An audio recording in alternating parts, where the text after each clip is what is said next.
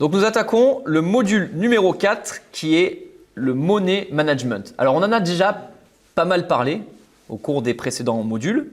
On a commencé à en parler.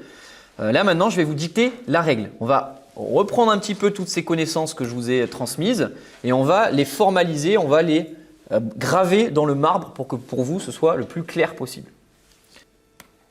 Donc le Money Management, c'est quoi? Alors c'est quoi pour vous le Money Management? Ça veut dire quoi déjà Money Management? Savoir gérer son portefeuille avec les stop-loss. Enfin, si on doit dire un mot. Savoir gérer, anticiper les pertes. Enfin, ouais, gérer les pertes. Ok. Ça vous fait penser à quoi d'autre? Gérer son argent. Ouais, c'est ça. Enfin, Money Management, c'est gestion de l'argent. Mais en fait, ce qu'il faut se dire, c'est que Money Management, ça vous permet de protéger votre capital. D'accord? Ça vous permet de protéger votre capital. Votre capital, n'oubliez pas que c'est votre outil de travail. Tout à l'heure, ou hier ou avant-hier, Sébastien disait pour trader, finalement, ça ne coûte pas grand-chose. J'ai besoin d'une connexion Internet, d'un ordinateur, donc je n'ai pas de frais. Sauf que j'ai quand même un capital. Et ça, c'est mon outil de travail. Si je n'ai pas de capital, je ne peux pas travailler. Alors, on a de la chance. Maintenant, il existe des firmes qui vous filent du capital pour trader à des bons traders, ceux qui sont rentables. Donc ça, c'est bien pour vous. Ce n'est pas votre capital. Du coup, ça vous enlève quand même une pression. Mais derrière, si vous n'avez plus de ce capital-là, vous le perdez, vous ne pouvez plus générer vos gains. Donc, le Money Management, c'est la protection de votre capital. Donc, gardez en tête que lorsque vous exercez le métier de trader, ton capital, votre capital, c'est votre outil de travail. Donc, il permet aux traders rentables de générer des revenus réguliers grâce à ce capital. Donc, il est important de le préserver et d'établir des règles pour maîtriser toute dépréciation de ce capital.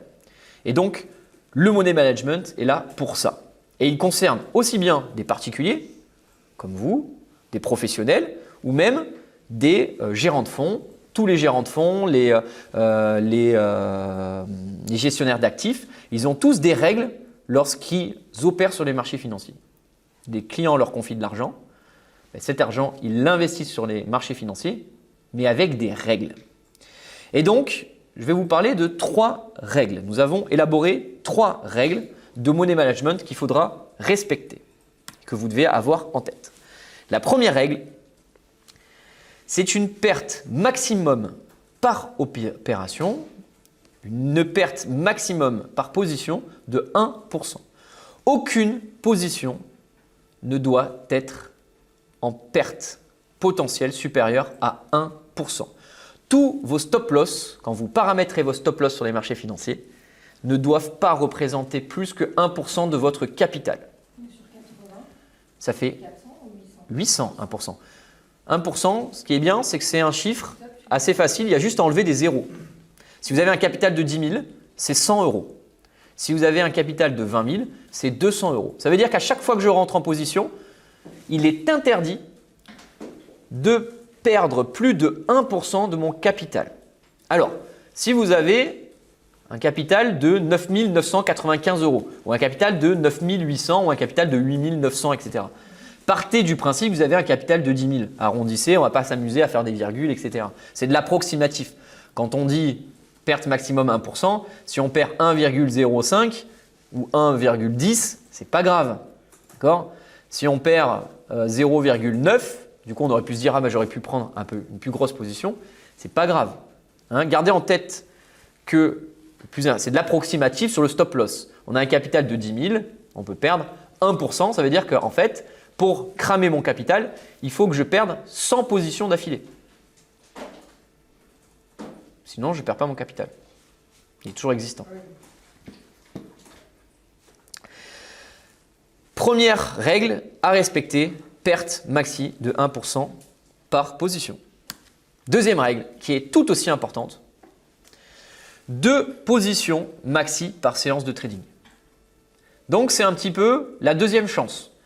Lorsqu'on commence notre séance de trading, on va essayer de prendre la meilleure opportunité, on va la saisir. Mais si on s'est loupé, on sait qu'on pourrait avoir une deuxième chance. Alors, si on s'est loupé ou si la position est perdante, on a une seconde chance pour pouvoir concrétiser le scénario que nous avons vu sur le plan de trading du 30 minutes. Vous vous en rappelez? On a bâti un plan de trading, on a dit qu'on était vendeur avec un objectif final. Toi, tu fais donc 4 par jour max. Exactement. Tu n'en fais jamais 5. Exactement. tu ne peux pas faire plus de 4 positions, puisqu'il y en a 2 le matin et 2 l'après-midi. Et c'est très rare. Parce qu'en réalité, il faut qu'il y ait des positions dans les 2 séances. Pas tout le temps, des fois, il n'y a rien à faire. S'il n'y a rien à faire, il n'y a rien à faire. Il faut qu'il y ait 2 positions, c'est-à-dire une perdante et une qui arrive après. C'est toujours pas évident. Pareil, s'il y a une perdante, il faut que derrière, il y en ait une autre. C'est pas toujours que se profile ce genre de configuration. Et il faut que ce se fasse le matin et l'après-midi. Donc pour arriver à 4 séances, il faut y aller quand même. Hein. Tu vois, c'est très rare. Et donc ça veut dire que concrètement, on peut perdre combien là, au maximum par jour? 400 Non, c'est 1% x 4. C'est ça. On peut perdre par jour, on peut perdre que 4%. Enfin, que 4%, c'est déjà beaucoup, c'est déjà énorme. Mais alors pour perdre 4%, il faut y aller. Hein. Eh oui. C'est 1% x 4 séances. 1%, si tu t'y reprends à 2 fois, ça fait 2. Mais il faut. Donc ça veut dire que tu as deux sessions de trading perdantes d'affilée. Je dis pas que ça arrive pas, ça arrive bien sûr. C'est quand même rare quand même. C'est pas la majorité du temps où on perd 2 fois d'affilée. Mais il faut en plus que dans ces 2 fois d'affilée, il y ait eu 2 tentatives. Tu vois? Donc en fait, pour qu'il y ait 4 séances de perte sur une journée, enfin 4 trades perdants sur une journée, franchement, c'est scénario noir. Mais quand bien même, on perd que 4% de notre capital. C'est-à-dire que sur notre challenge FTMO que vous allez faire, une fois que vous serez expérimenté, vous allez avoir une règle qui vous impose de ne jamais perdre plus de 5% par jour. Donc ça veut dire que la règle que je vous donne, elle est déjà scénario noir.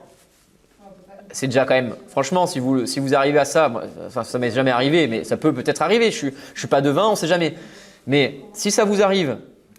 Ah, c'est par jour, c'est si en une journée tu perds plus de 5%. Enfin, 5%. Ouais, dans 5%.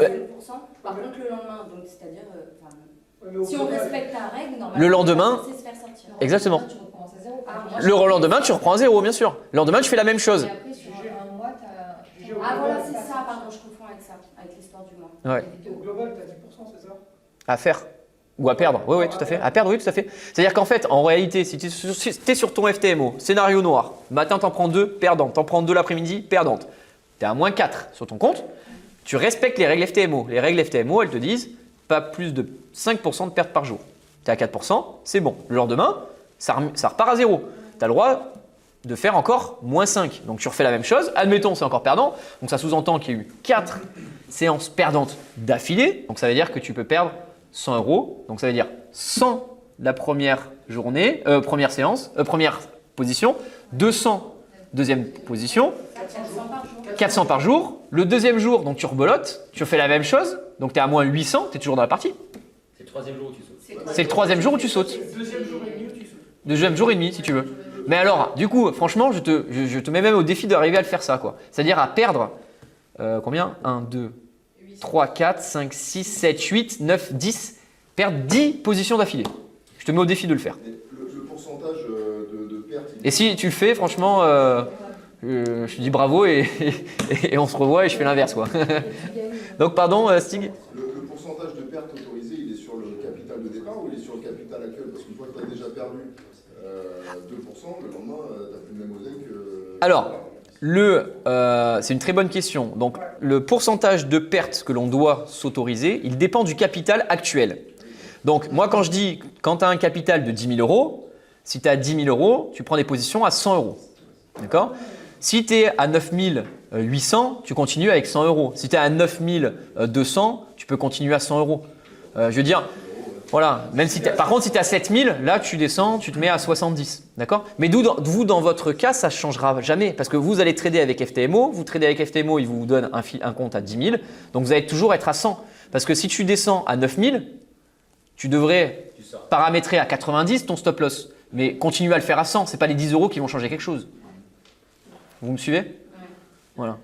Et sur FTMO, tu dis au bout de combien de pertes? D'affilée? Ça fait cumulé, c'est-à-dire que si tu pars à 10 000. 10%, donc 1000. Ah, donc si tu as 9 000, enfin si tu as 8 900. Si tu as 9000, il clôture ton contrat. Toi, tu signes un contrat qui te dit, ben, nous, on vous prête des fonds avec les termes. Voilà, c'est un vrai contrat hein, que vous signez électroniquement.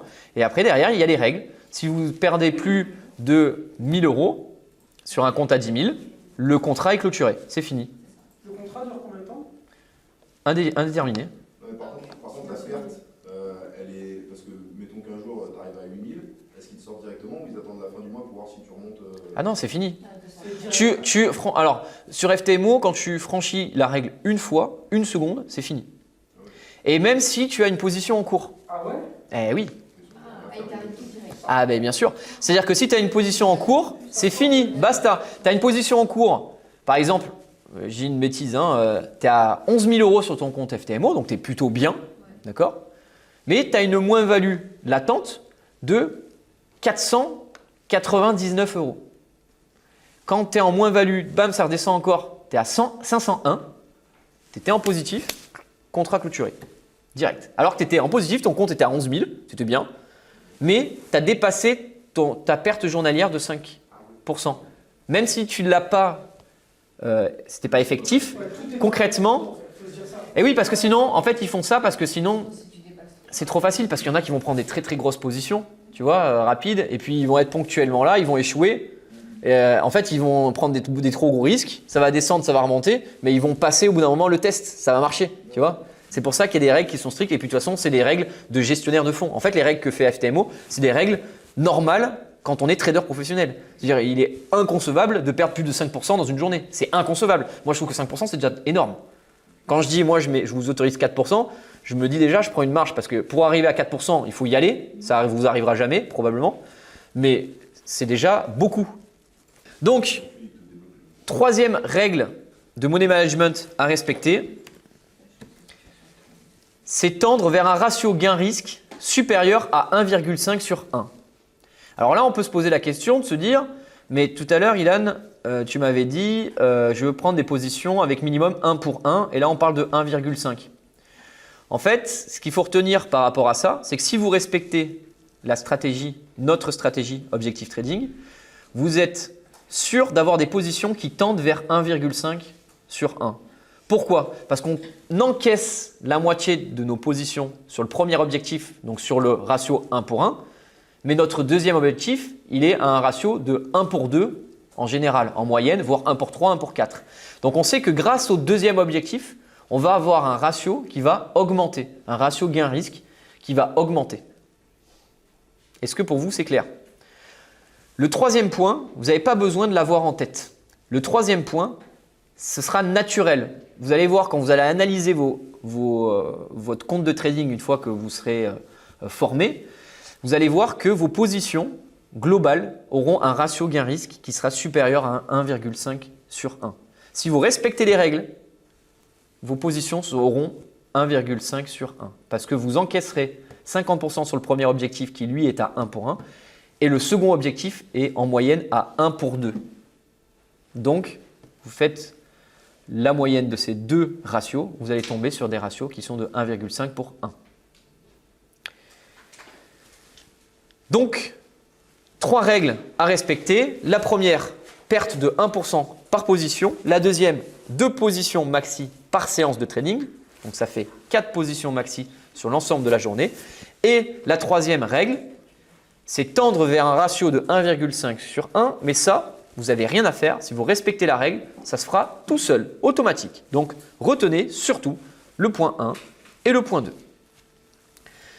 En respectant ces règles, vous êtes certain de ne jamais perdre plus de 2% par séance de trading et ça fait au maximum 4% de perte par jour en cas de scénario noir. Donc quand on parle de scénario noir, c'est 4 positions perdantes d'affilée.